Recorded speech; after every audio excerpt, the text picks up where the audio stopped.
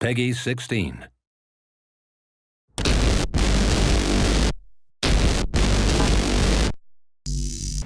This week, an overview of Talah markets from the Battlefield Aftermath DLC. Whilst all 4 maps in Aftermath are themed around the same concept of a post-earthquake environment, they all play differently.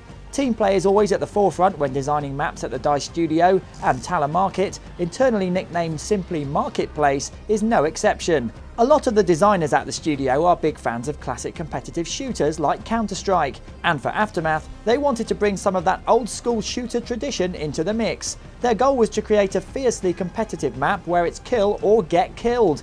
This was achieved by carefully deciding where to place walls, covers, streets, plazas and buildings, as you can see in this specially created fly-through.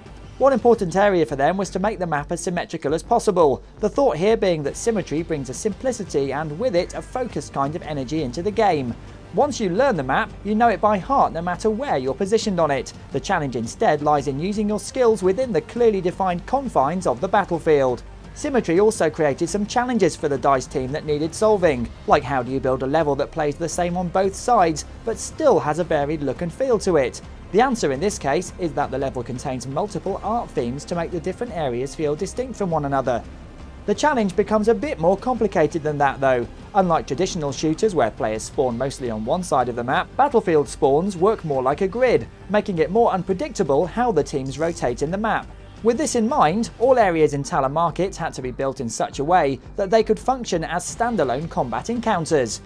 The symmetry aspect shouldn't be misread as an attempt to force everyone into playing the same way. Rather, they're making sure that the map encourages different playstyles. If you enjoy sniping, there's a long street with an open area. If you like big standoffs, the market and its courtyards will be great for mid-range encounters.